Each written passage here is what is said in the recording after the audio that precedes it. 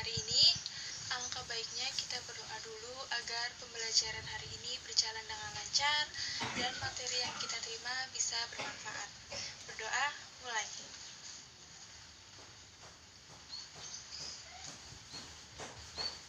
Berdoa selesai.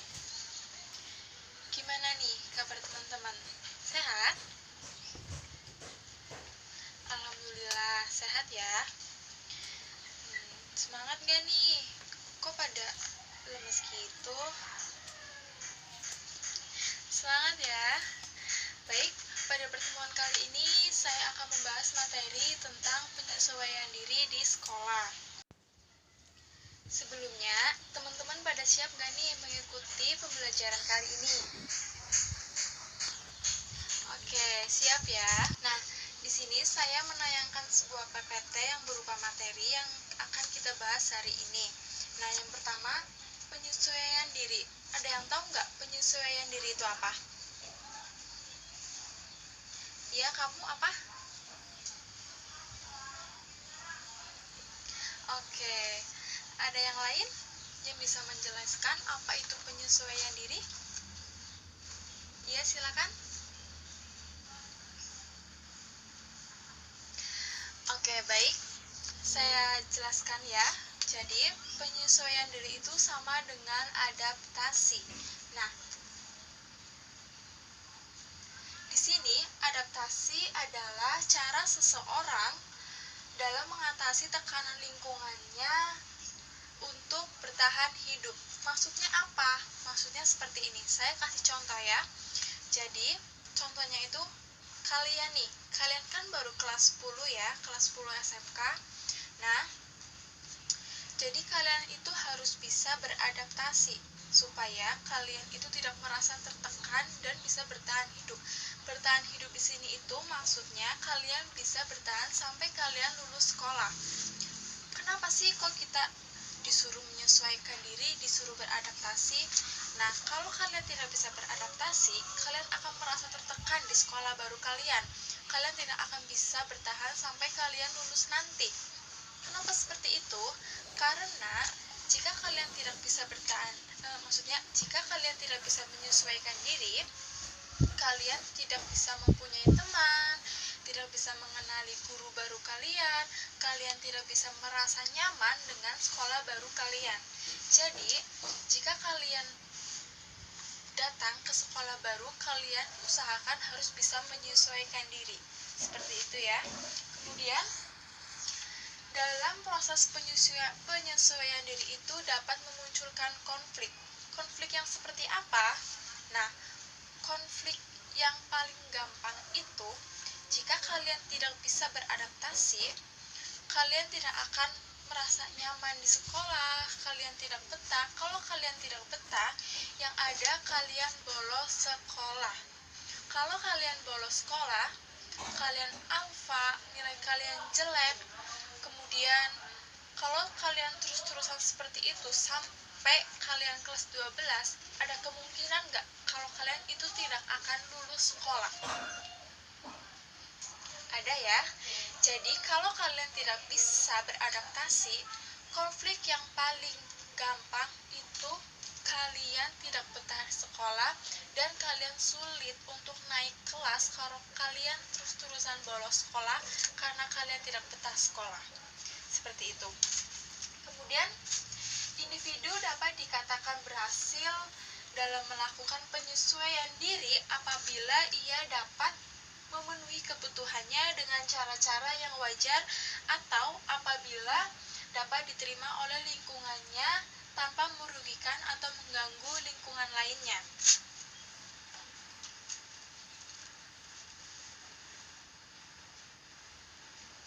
Oke, selanjutnya ada karakteristik penyesuaian diri. Nah, mereka yang mampu menyesuaikan diri itu ditandai dengan beberapa hal. Yang pertama, tidak menunjukkan adanya ketegangan emosi.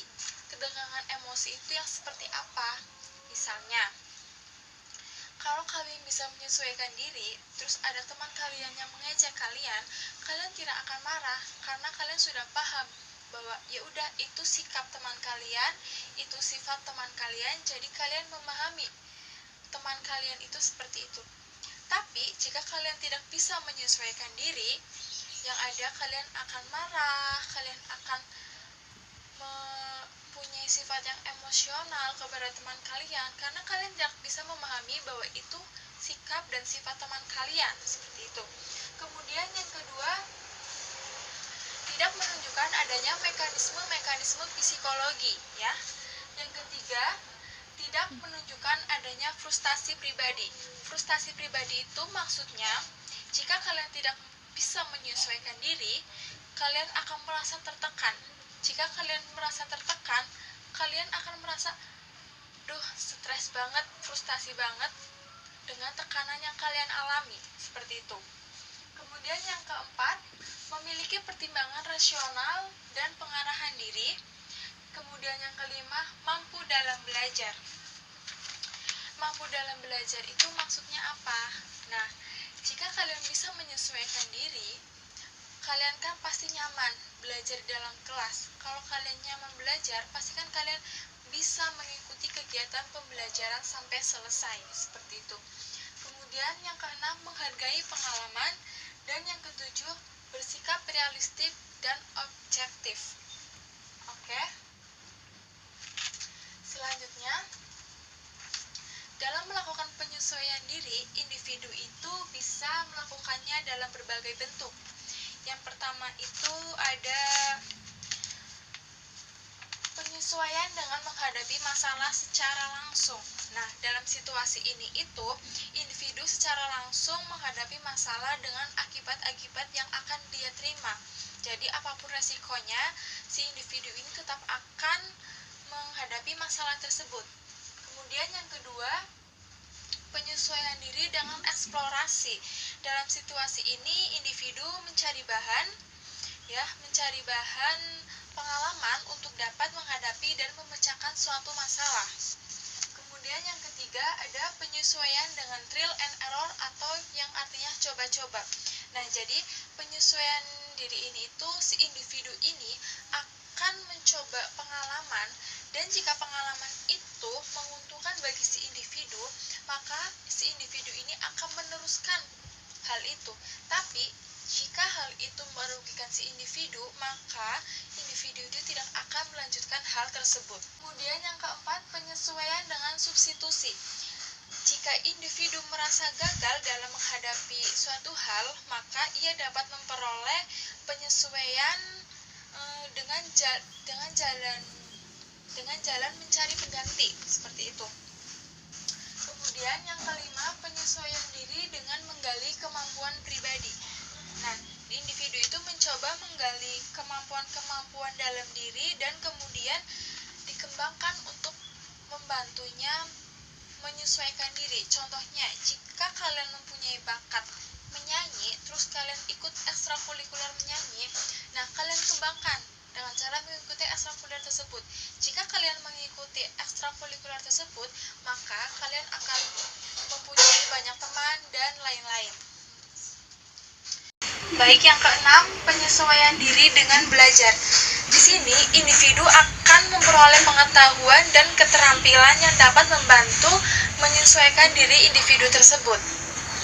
Dan ketujuh, penyesuaian diri dengan inhibisi dan kontrol diri. Di sini maksudnya, individu berusaha memilih tindakan mana yang harus dilakukan dan tindakan mana yang tidak perlu dilakukan, seperti itu. Dan yang terakhir ada penyesuaian diri dengan perencanaan yang cermat. Nah, dalam situasi ini, tindakan yang dilakukan merupakan keputusan yang diambil berdasarkan perencanaan yang cermat.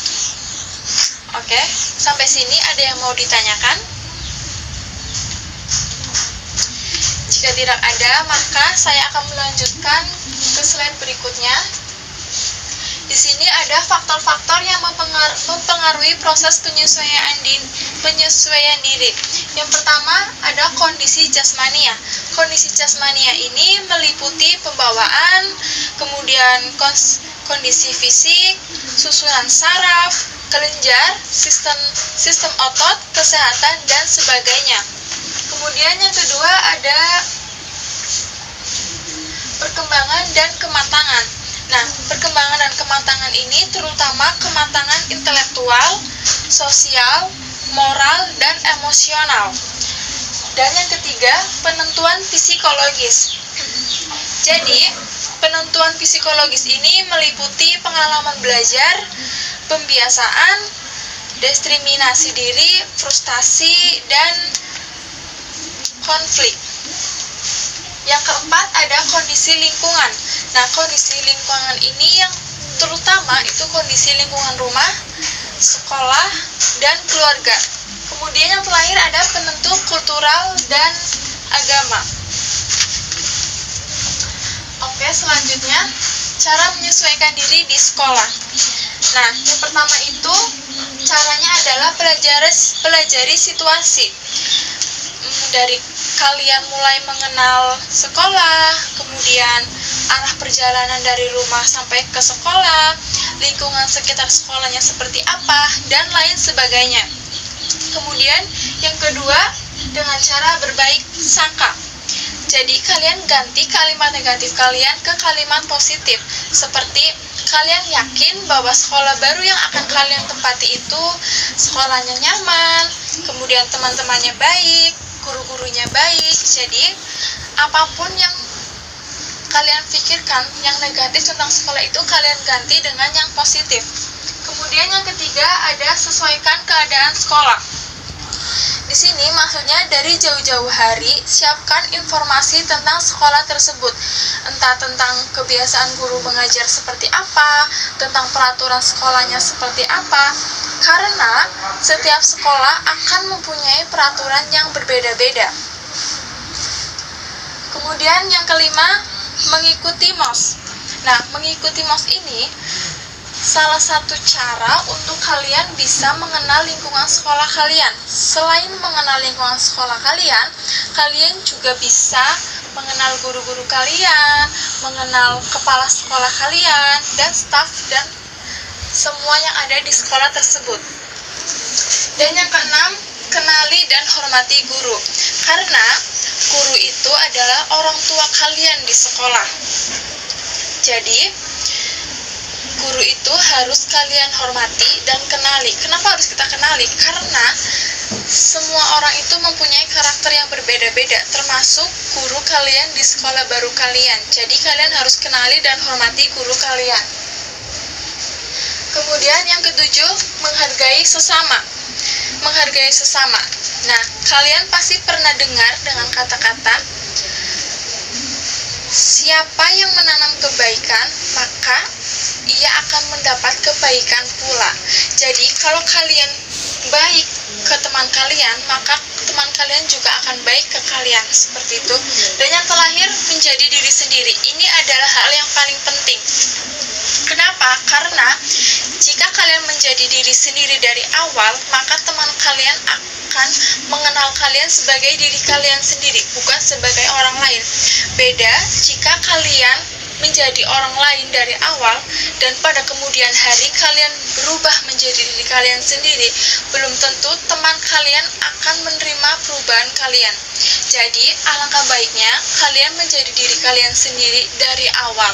Jadi kalian akan tahu siapa teman yang akan menerima kalian apa adanya dan siapa teman yang tidak baik buat kalian. Oke, itu adalah materi terakhir tentang menyesuaikan diri di sekolah. Ada yang mau ditanyakan?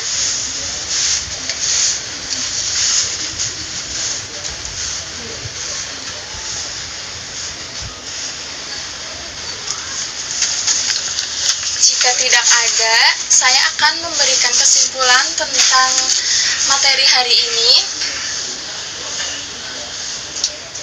Ya, jadi kesimpulannya kalian itu Penyesuaian diri itu sangat penting buat kalian siswa baru yang baru masuk ke sekolah baru.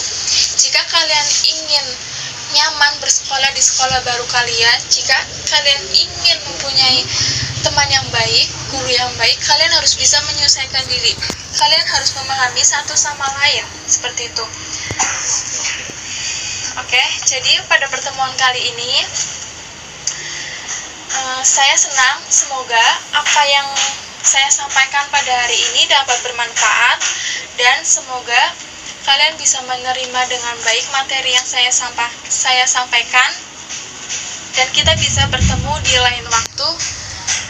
Oke, saya cukupkan. Alangkah baiknya kita bersyukur untuk materi yang kita dapat hari ini dengan mengucap alhamdulillah.